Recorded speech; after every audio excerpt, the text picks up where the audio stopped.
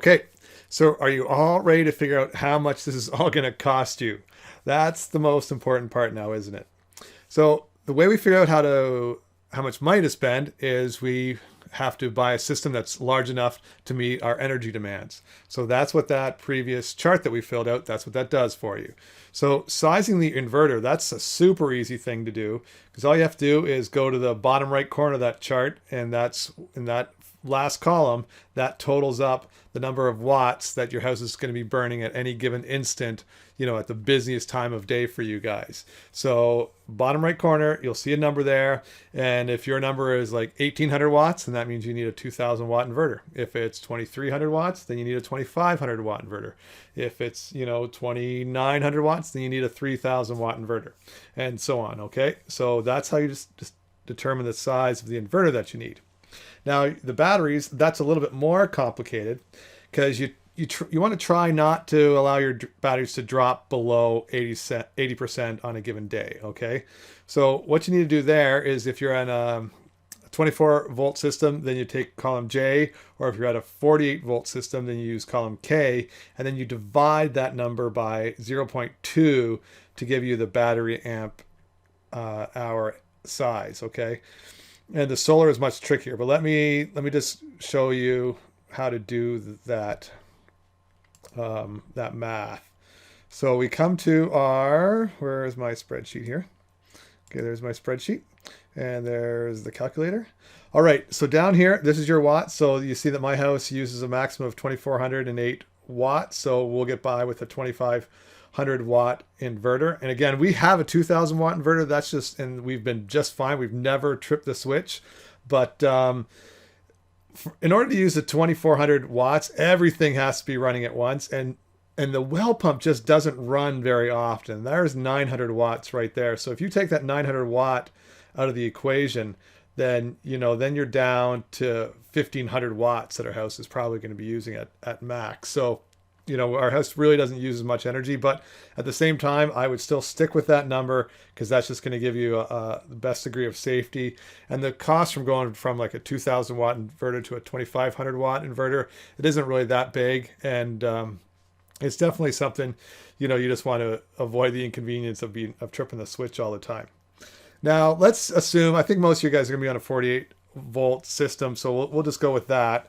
So we look at our amp hours for the day, and it looks like in a busy day at this house, we're going to be using 144.14 amp hours.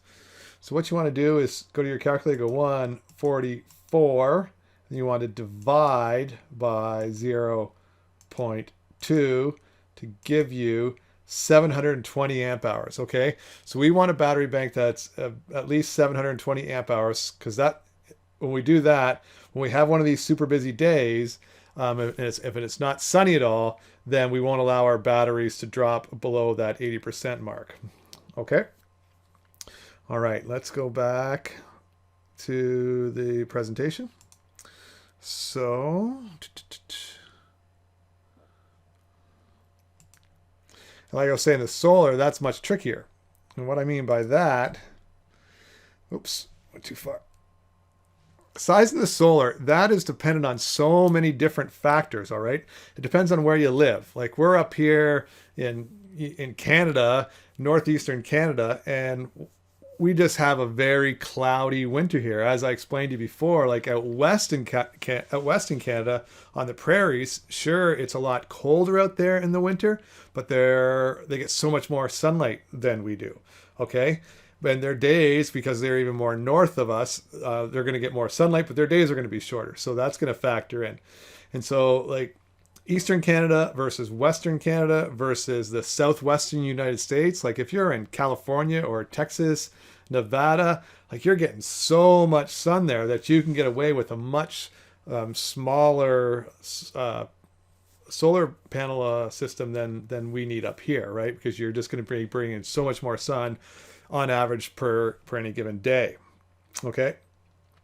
So where you live, that's a huge factor. And then how much money do you want to spend? That's another big factor. I've got 3,000 watts here. I'm sure if I had 30,000 watts here, my winters would be a lot easier on the generator. But, then I'm investing 10 times as much money on my solar panels. So you got to find, the sweet spot for the amount of power that is provided by your solar panels and the amount you're willing to spend. Okay. And so that also brings us to like, how much are you comfortable running your generator? 3 months a year is just plenty for me on those super short days. And so I don't want to run any more than that. And my system is great because we're into the second, third week of March now. And I've run the generator once in the last, month almost. So it's pretty good. Yeah. And so I do like my current size. We do have way too much power in the summer. We don't have enough in the winter. That's why we need to run the generator. But with all that considered, I would say that my system is just right. Because with my 3 kilowatts of photovoltaic, I'm able to produce on average 250 amp hours per day. So like 75% of the year, I'm producing enough power to run my house. Okay, so I don't have to run the generator 75% of the year, and I'm happy with that. And what's weird, this is something I was just thinking about the other day, is like my second or third weekend of February, I just stopped running the generator. I just stopped. I ran it once over in the next month, and it's just weird. You would think, and I remember when I started running the generator. Like the first day I ran the generator, then I ran it the day after, I ran it the day after, and I ran it the day after that.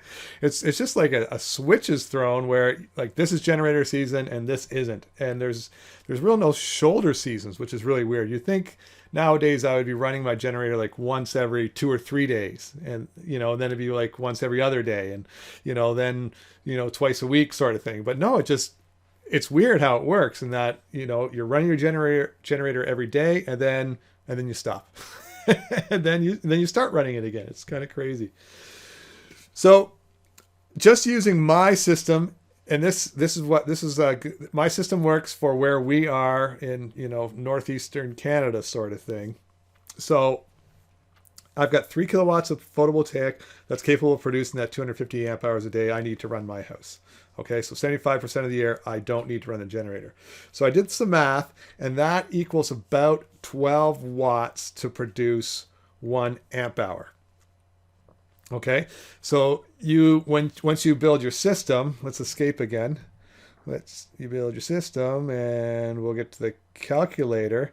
So 12 watts to produce 1 amp hour. So if you have a home that, like our house uses 288 amp hours a day at 24 volts, and I have a 24 volt photovoltaic. So this is 12 watts. So 288 times 12 equals. So that says that I need a 3,456 watt solar array, but I've actually got a 3,000 watt array because that 288 amp hours, that's on like the worst day of the year, which happens to be in the winter. And so on the shoulder seasons, when we get into, February and March and back into October, November, I'm not using 288 amp hours a day. I'm using less than that. I'm using more like 250 amp hours a day. So 250 times 12 equals, there we go. So there's my 3,000 watt system that I need. So if you guys, when you do your math, if you're like, okay, we have a smaller house and we're not going to do whatever, then we only calculate that we need 1,500 amp hours. 1,500 amp hours. What am I talking about? 150 amp hours a day. And then you times that by 12. Then you need an 1,800 watt solar array. Okay, so I would go with this as a base number if you live in a region similar to where we live in Northeast. So we've got weather patterns that are the same as, New York, Maine, Vermont, New Hampshire, Boston area, that sort of thing. So I would go with the 12 watts to produce 1 amp hour. But if you are in like Texas or California or whatever, then you're probably looking at, 4 watts to produce 1 amp hour, because your days, you're just going to have so many more sun hour days. So you would need a much smaller system. But I'm going to explain how you're going to work that into sizing your system in a few minutes. Okay. All right. Let's get back to the slideshow. How do we do this? We go from current slide. All right. So that's that. So here is the approximate price list. Okay. So these are the approximate numbers. So like I said, when I bought my solar panels, I was paying close to $7 per watt, but now they're down to $1 a watt. If you are getting quoted any more than $1 a watt, get on the Facebook page, talk to me, and I'll show you where to go to improve on that. Then you've got your tracking system, your multiple PowerPoint tracking system. That's your charge controller. Those run around $600. Keep in mind, like, these are approximate prices, because they're it depends on what size you're looking at, and it also depends on what brand you're looking at, because they're all different. And then the racking system for your photovoltaic is going to be it works out to about 60 cents per watt. All right. And then you've got your combiner box, your disconnect. And again, this is all brand dependent. It can go anywhere from, $280 up to, $1,200 for the combiner box, depending on what your application is and which one you want to get.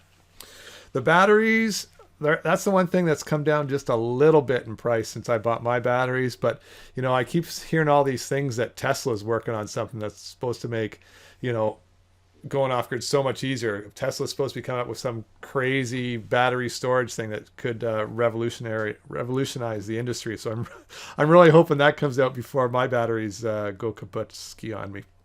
So anyway, the batteries, they're going to run you about $3.50 per amp hour at 24 volts, or because you're not really paying for amp hours, you're paying for watts, so it's double that for a 48 volt system.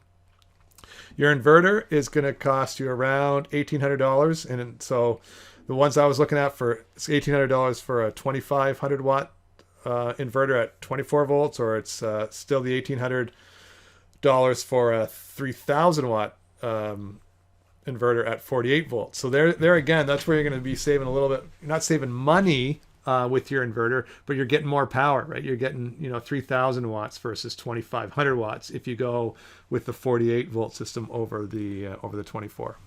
And then you want to get the meter. Remember that the meter is you're going to need a meter for that. So the one I found was about $180.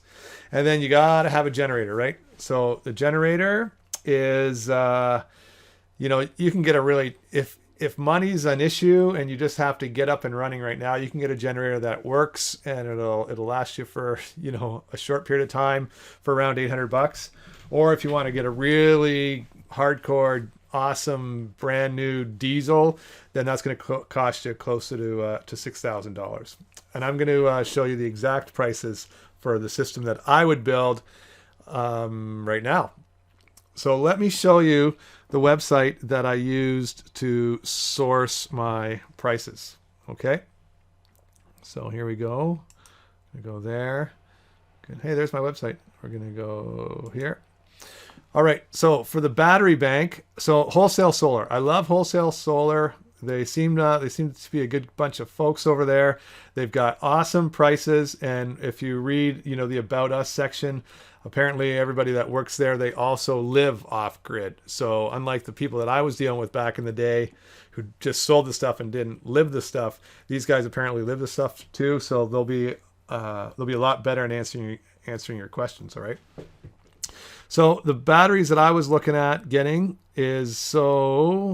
I decided that we're going to go look at the 24 volt system, right? And let's just see, what was our numbers again? So it was 144 divided by 44 divided by 0.2 equals 720 amp hours is what we were looking for there. So what I was looking at is, since I needed it 720, you have to go more. You can't go less. So I was looking at this 48 volt system right here. And that is, so 830 amp hours is $8,400. $400. Oh, no, that's, sorry. That was for the Full River battery bank. I was looking at the Rolls battery bank. And down here, 48 volts, 856. So 856 amp hours. So that gives you more than you need. $5,800. Okay.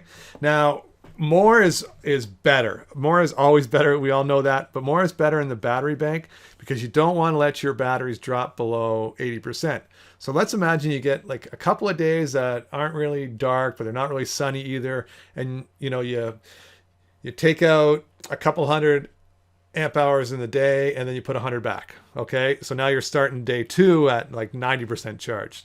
And then it's the same day as the day before where, you take out 200 and you put 100 back. So now you're down 200 amp hours. And in my case, 200 amp hours means that I'm at about that 80% capacity. So that means now I have to run the generator. But if I had a bigger battery bank, then I could even have another day where we could have that same sort of situation with the clouds. So then we could have a third day of, I take out 200, put 100 in, and now I'm 300 down. And then on the fourth day, if it's sunny, boom, I'm only down 300. I was down 350 this morning in March, and it came right back up because now I'm letting my batteries, once in a while I let them get down to 70%. And so that's what I did. I let them get down to 70%. I normally for most of the time I keep them above 80, but like I say, this morning I let them get down to 70 because I knew that today was coming up and I knew today was just going to be a ridiculously bright sunny day. So it doesn't hurt them to go lower every now and then, but I just try to keep my batteries as charged as possible. And because I've been having my batteries are now, 12, 13 years old and they're still going strong. I think it's a good strategy to follow. When you're looking at, $5,800, you don't want to be replacing your batteries all that often. So anyway, so there's the batteries that I priced. What else can we look at? Batteries, battery banks, cables, charge controllers.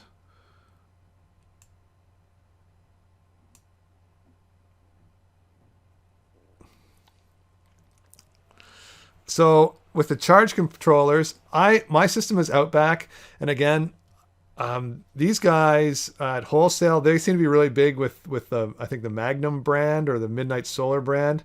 They're always at the top, and Outback's always at the bottom.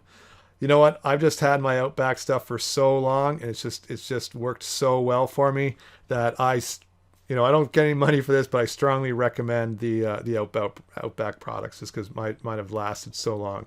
So here's the one that I have. It's 800, the Outback Flex Max 80, and it's $510. Okay, so that's 80 amps. It's capable of bringing in at 48 volts. So that's pretty good.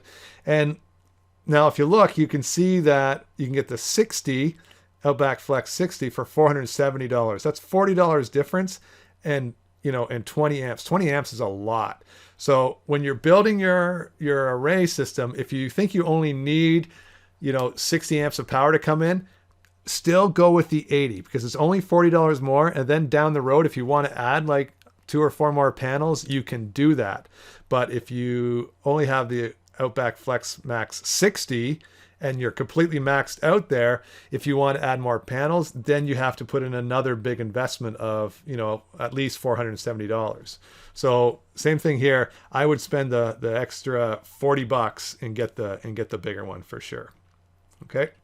And like Outback's prices, they're just really good too. And it's hard to compare because they all offer different things, but the Outback prices are definitely the lowest. Like if you look up here, like these guys are, the Outback was 510 and they're 600, 750, 540. The Kid, I don't know, that 30 amps. Okay, so that's just really little. Yeah, so Outback prices are good. And like I say, I've had my Outback stuff for 12, when is it? It's either 12 or 13 years, and I haven't had any problems with anything once. So I'm a big fan of Outback. What else can we buy? Inverters, Oh yeah, look at this. So inverter repair, look at this. It says inverter failure happens. You know what? It hasn't happened. I'm going to knock on wood. It says inverter failure happens, but it hasn't happened with me. So go with Outback. All right, inverter repair, meters.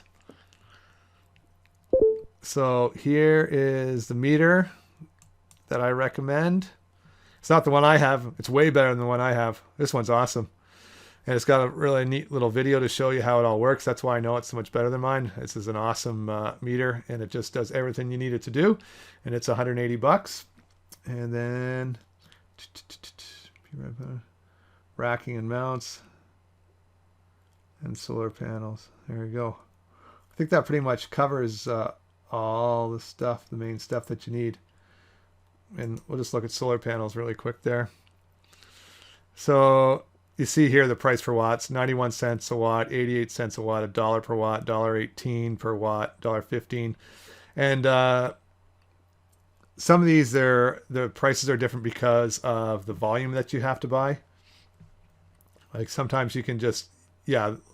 So this is a $5,400 system. And so it's 90 cents a watt. Wow, this is, huh. Yeah, like I say, you got to do your math. Like you can get really cheap deals, but sometimes that's because you got to buy like 10,000 watts of power. And if you just want to buy, 400 watts, and it's going to cost you more. But just look around and get the best deal. And again, I can set you up with some good places to go on the Facebook page. All right, so there we go. Let's go back. So wholesale power. So this is wholesale solar. So this is where I got all my prices from. Let's go back to this here.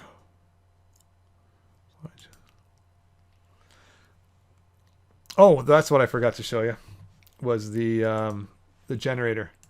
So I priced the generator at $3,200. If you're going to get a gas generator, get a brand name Honda. I'm a huge fan of Honda, so we're looking at like $3,200 for this Honda generator here. It's a 6,500 watt inverter. It's got the 2 receptacles. It's going to give you all the power you need. It's going to last for a super long time. It's going to have low emissions. It's not going to use a lot of gas. And like I say, this is, if you're going to get a gas generator, I would start here. All right.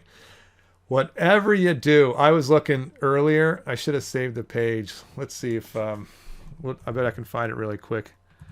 Diesel generators for sale. Yeah, these guys here.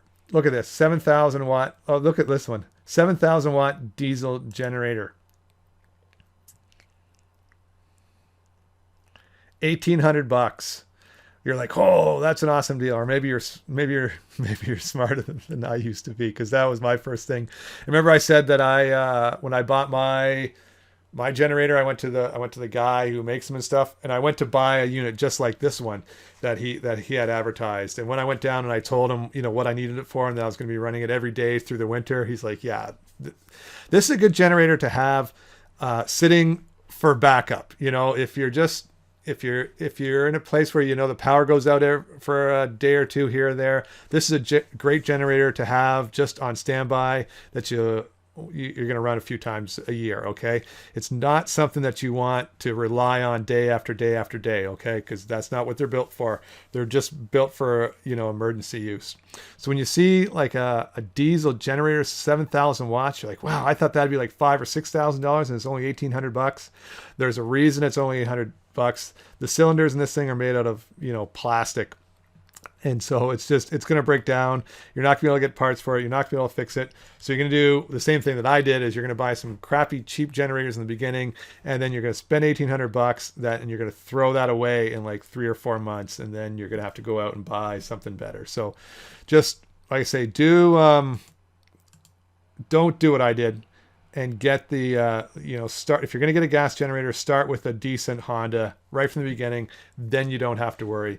And I'm also going to show you, like, we're going to build your system first without any solar panels. So if we're going to do it that way, then you want to make sure that you have a generator that's going to, one, it's going to be quiet, it's going to last forever, and it's only going to sip on the fuel. Okay? All right. So back from current slide. So anyway, that's where all that came from. So here we go. So the combiner disconnect box, so I didn't show you that, but that was on wholesale solar as well. That was $377. The batteries, I showed you that, $5,800 for 856 amp hours at 48 volts. And again, I've sized this price list for my house, so yours might be a little bit different. I went with the Outback inverter, which was 3,000 watts at 48 volts for $1,633. And then that really cool meter that's better than the meter that I have. And I think I spent a lot more than $180 on my meter, but the meter there was 180. And then there's that Honda generator for $3,200. And so your total before your panels is $11,190. And then of course you're going to add tax on that. If anything has to be delivered, you have to pay for the delivery. Are you going to install it, or are you going to have to pay somebody to install it? Because there's those fees as well. And then I always forget about the connectors. You always get nickeled and dimed with the connectors. I saw with wholesale solar, like for the battery bank, they include the battery cables, like the cables that join one to the other and stuff. And I think they include the cables that go from the batteries into your DC disconnect. So you don't have to worry about that if you're shopping with wholesale solar, but just check and make sure all the connectors are there. But you've got like wires that come out of the DC disconnect and stuff. You need like the special little clamps that hold those in place. And there's just little clamps and all different things. So they add a few bucks, maybe $100, but nothing that's going to break the bank for sure when you're spending this type of money. So what I've got going here is now you can go off grid just like this. This is all you need to go off grid, because you've got the batteries to store the power, you've got the inverters to turn the DC into AC, you've got the meter to control it all, you've got the DC disconnect that you have to have in the middle. You know what's missing in this? It's the charge controller. Oh, darn. Okay, I'm gonna, instead of refilming this whole thing up till now, I'm just gonna pause this and go in and add the charge controller, and then I'll be right back. Okay, sorry about that. I have no idea what I was smoking. Of course you don't need charge controllers because we're not using the solar. All we've got here is everything we need to be off the grid without the solar. So now we're going to charge the batteries with our generator, and you don't need the charge controller for that. Okay, so there's that whole system there. And it's $11,190. Okay, like I say, plus all those taxes and things. All right, now let's see what it's going to cost if we add the solar panels. So our no panel total was $11,109. If we're going to go again, I don't know what size panels you need. I think 3,000 watts is a good number for most houses. You could get by with a bit less, and things are always better if you have a bit more. But I had to pick a number, so let's go with the same as I have here, which is 3,000 watts. And again, we are sizing a system to suit this house. So here we go. So it's $3,000 for the panel. And then we've got the charge controllers. There's the charge controllers that I was all confused about in the last slide. And the charge controllers obviously control the sun coming in from the solar panels going into your battery bank. And if we're going to go with 3,000 watts, then one charge controller won't handle it. So you need two. And like I said, I really like the Outback FlexMax 80s. So let's go with two of those. So those are each $510, and you need two. So that's $1,020. And then you need the wire. So just, approximately, I picked a number 775 feet from your batteries to the solar panels, and you'll be surprised how quickly those feet get eaten up, just like with some of the going ups and going downs and going around things or whatever. So 75 feet it's a lot closer than you think it is. And the wire I sourced for the size of our battery bank was $1 per foot, and we needed the two wires, so it's going to be $150 for the wire. Okay, so our total price now is $15,360.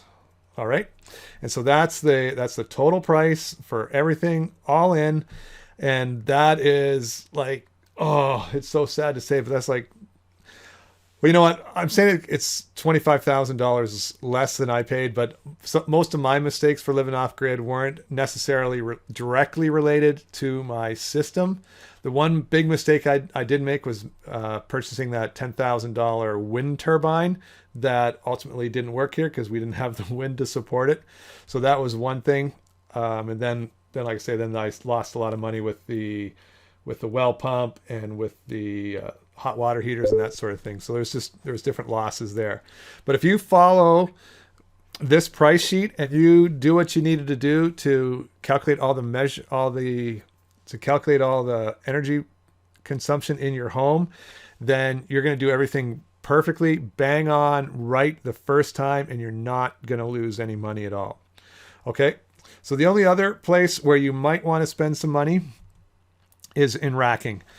And so, like I say, I used a wooden rack system for what I have here. And, I know I'm taking a risk doing that. But if you want, you can save a lot of money by just using pressure treated 2x4 and some heavy duty hinges. Or you can go the right way to do it is with the manufactured racks for your specific panels. And that's just it's a lot easier to install, and they're also tested. And insurance, you might be better off if you have to claim insurance if you're using the right system as well than if you use some hack job wooden thing like I did. So anyway, at 60 cents per watt and you got a 3,000 watt system, you're looking at $1,800 there for the racking system. So your grand total now for a bang on system that is bigger than mine, better than mine, more efficient than mine, will install in months quicker than it took me to install mine. You're looking at $1,760 all in. And that's pretty cool. Seeing these numbers, knowing that we might move one day because we don't live on a lake right now, and I really want to live on a lake. So if we ever have to move and live on a lake, I am not going to be burdened by going on grid, because I think $1,700 to go off grid. Like, how long is it going to take you to make that money back up in your monthly electrical charges? Like, what's an average electrical bill? Like $300 a month. This might kick me in the butt here, but let's just for fun